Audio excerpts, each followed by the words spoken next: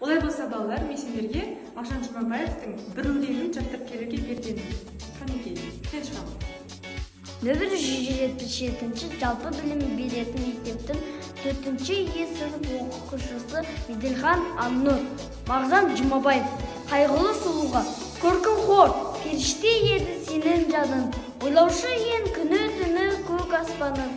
Мінезін адамзатты сынамаққа мезгілді орынғымен бұл жалғадым. Байқадым алыс жақын тегіс жайын. Жанашыр ата-ана һәм қайын.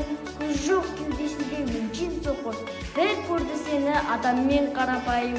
Қара жер, көкті ойлама орным деді.